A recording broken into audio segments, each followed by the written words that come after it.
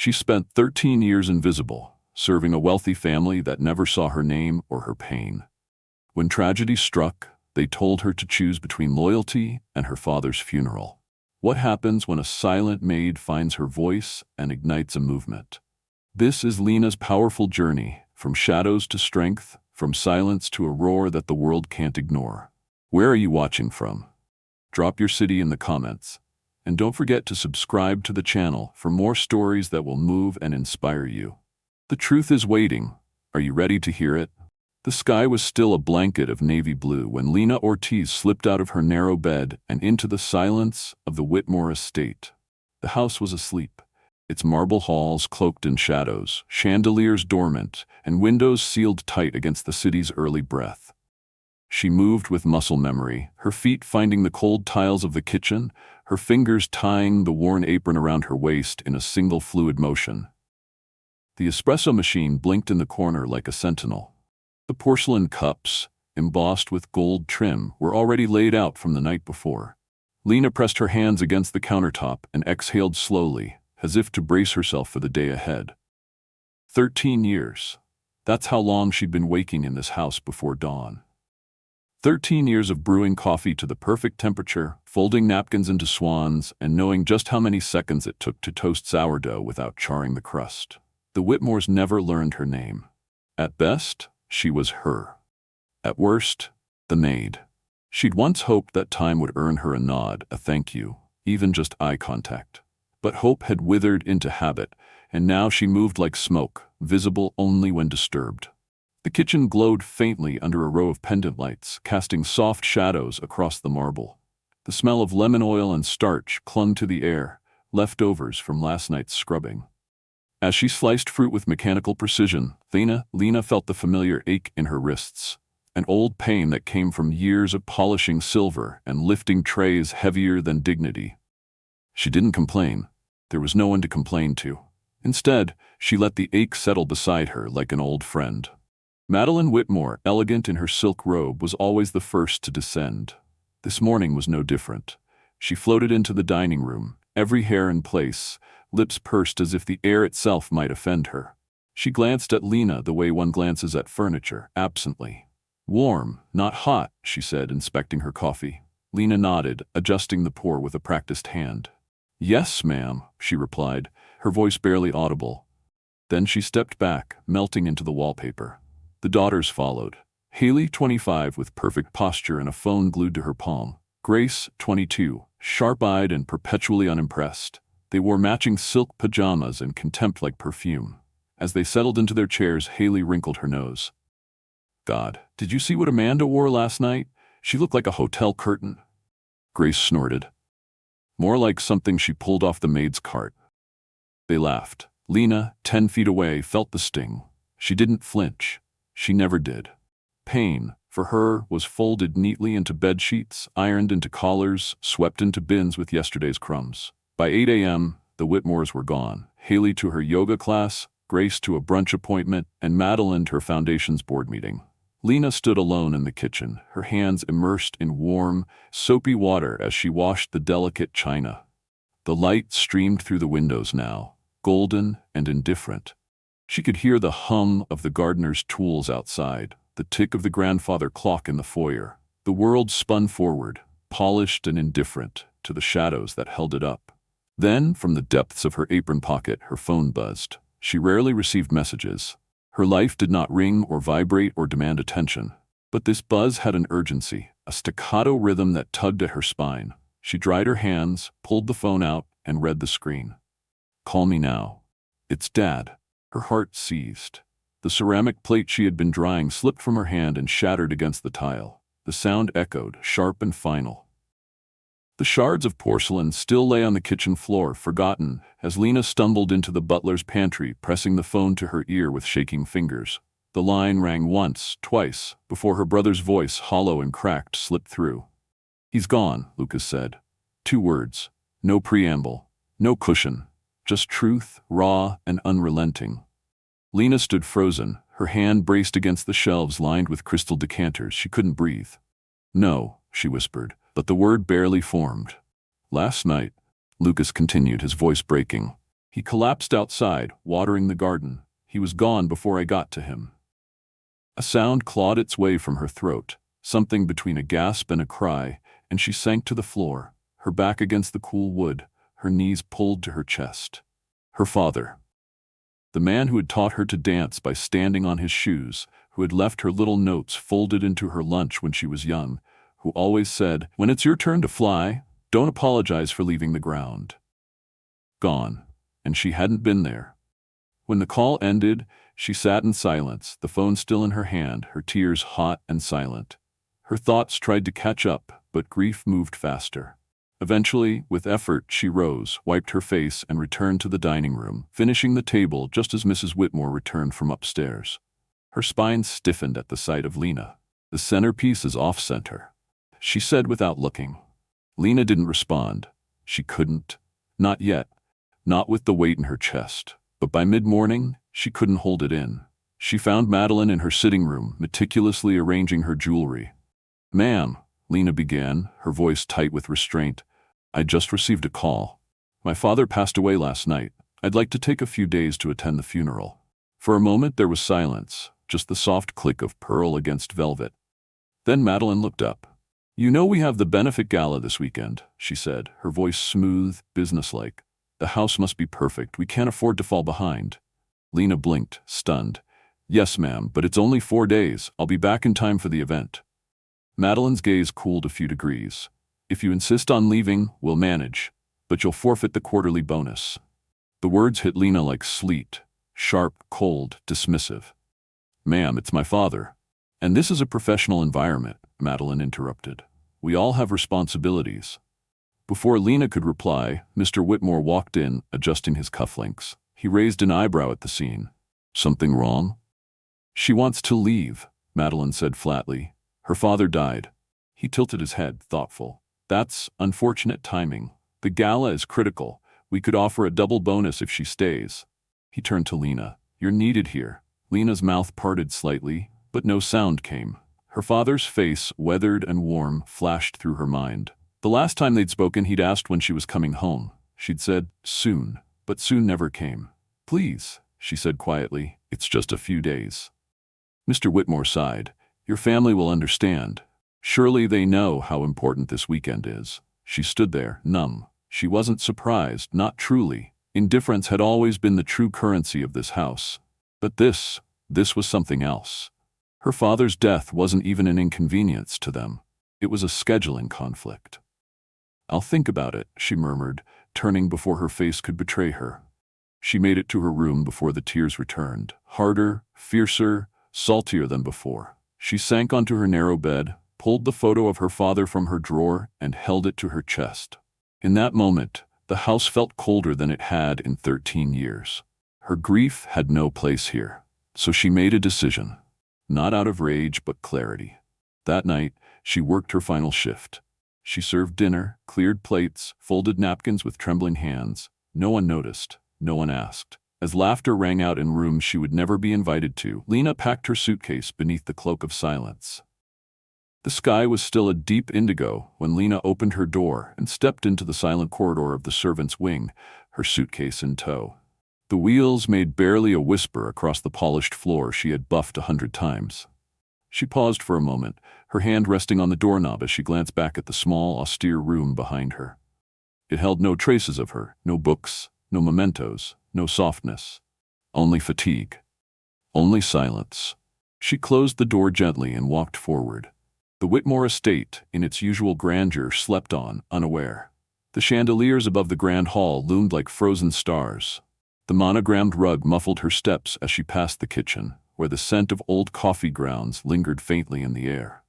She paused just long enough to leave a folded note on the marble counter, neat handwriting, plain words. "Thank you for the opportunity. I will not be returning. Respectfully, Lena Ortiz." Her hand had just closed around the back door handle when a voice, too calm for the hour, broke the silence. Leaving without saying goodbye, she turned slowly.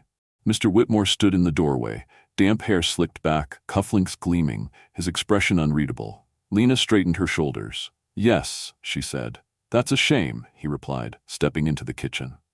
"I thought we had an understanding." She met his gaze, steady now.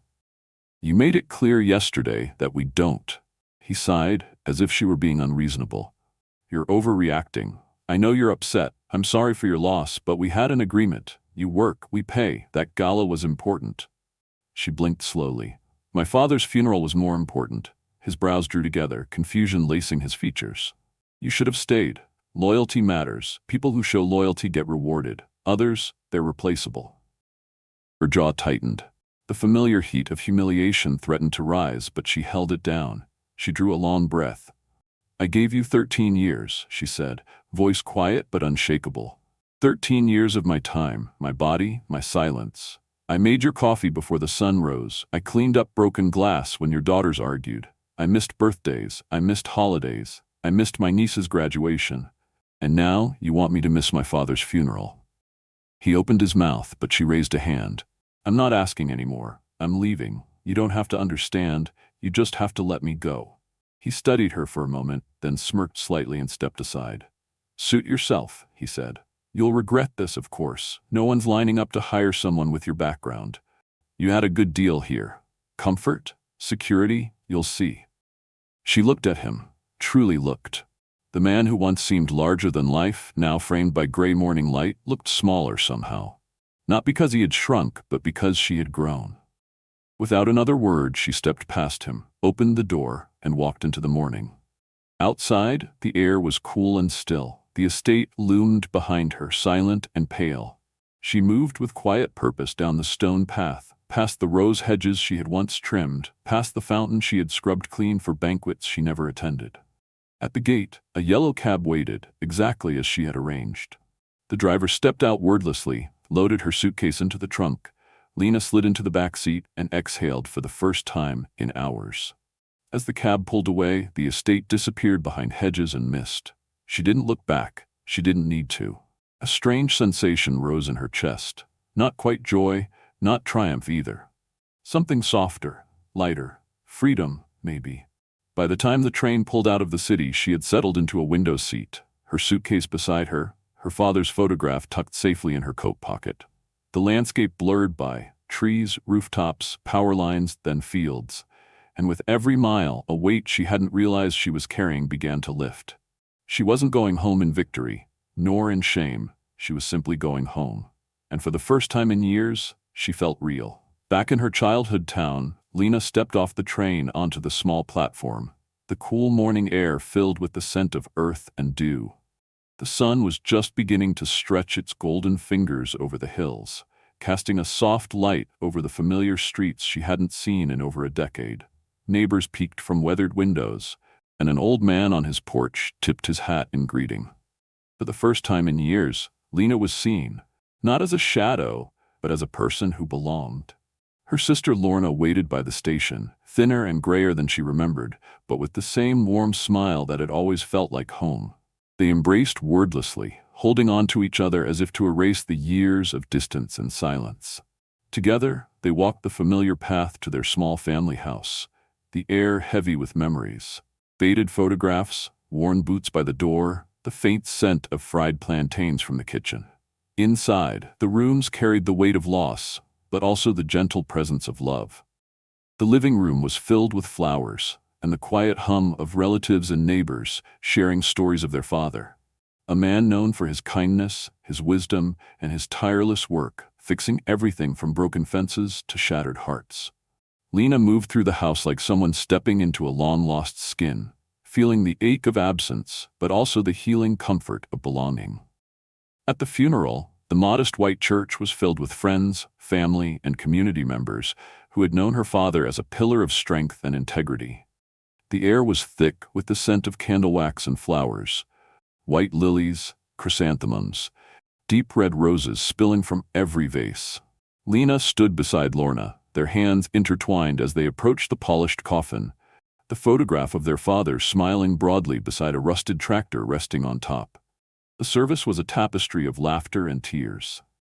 The pastor spoke of hard work as sacred and kindness as true wealth, while old neighbors shared stories of the man who had quietly shaped their lives. When it was Lena's turn, her legs trembled, but her voice was steady as she shared her father's legacy, and the pain of losing him from afar. She spoke of being made small, of years spent invisible, and of the promise she made to herself to reclaim her voice. Her words hung in the air, heavy and reverent, as the congregation rose in a silent tribute.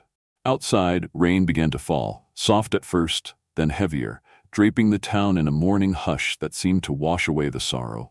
Standing beside the freshly filled grave, Lena clutched the photograph, her knees weak, but her heart resolute. She whispered apologies and promises, surrounded by the steady warmth of family. In the days that followed, the house buzzed with life. Children's laughter, shared meals, whispered memories. Lena sat quietly on the porch one evening, the rain-damp dress clinging to her as she listened to the voices of those who loved her father, and now loved her too. Her nephew Noah joined her, his thoughtful eyes reflecting the weight of the story he had helped bring to light. Together they walked beneath the mango tree, where he showed her the pages of the article he had written, her story, honest and raw, ready to be told. Though fear and uncertainty stirred within her, Lena recognized the power of her truth. She wrote late into the night, filling pages with the silence she had lived and the courage she was finding. The story spread, touching lives beyond what she could have imagined. Women reached out, sharing their own hidden pains and newfound hopes. Lena found herself no longer just a survivor, but a voice for those who had been silenced. The rain that had once seemed a weight now felt like renewal, washing away shadows and leaving space for light. She stood at the edge of her father's grave and whispered, "I did it, Papa. I kept my promise." And for the first time in years, she felt seen. Weeks after the article went viral, Lena found herself standing inside a modest brick building on the edge of town, the scent of soap and wildflowers filling the air. This was no grand estate or polished mansion. This was a refuge, a place where stories like hers found space to breathe. She had accepted a position as an intake coordinator at a community shelter for women and children escaping violence and exploitation. Gone were the days of scrubbing floors and serving crystal. Now she offered something far more vital: a listening ear, a steady hand, and a voice that refused to be silenced. Her days were long but different, filled with whispered stories, tentative smiles, and fragile hope. She met women who arrived broken, bruised beneath scarves and silence. Some clung tightly to children who trembled with fear. Others barely spoke, weighed down by exhaustion and despair. Lena learned that healing often began not with words but with presence. She sat with them in quiet solidarity, offering cups of tea, gentle nods, and hands to hold. Trust came slowly. At first, the women saw the uniform, the badge clipped to her shirt, and hesitated. Was she another gatekeeper? Another barrier? But day by day, as Lena folded laundry without complaint and leaned in when they spoke, walls softened. One woman, Clara, arrived with nothing but her 2 sons and a silent grief that stretched for days. Locked out and abandoned, she hid in shadows until Lena left warm towels at her door and food by her bedside without a word. On the 4th day, Clara whispered thanks. On the 5th, she asked Lena to help fill out housing forms. Another young mother once asked Lena how she stayed calm in the face of so much pain. "You look like you've seen worse," she said softly. Lena nodded, voice gentle. "I have. But I also know it gets better." Outside the shelter's windows, children's laughter echoed down the halls, a soundtrack of renewal and resilience. On weekends, Lena walked alone beneath the wide sky, journal in hand, recording small victories and quiet moments of grace. She visited her father's grave regularly, telling him stories of the women she helped, the children playing tag in the hallways, the hope slowly growing even after everything she'd endured. Then came the invitation, a call from a university panel organizing a discussion on labor rights and resilience. They wanted Lena to speak. At first, she hesitated, unsure if she was ready to step back into the light, to speak not as a shadow or symbol, but as a woman who had survived and rebuilt.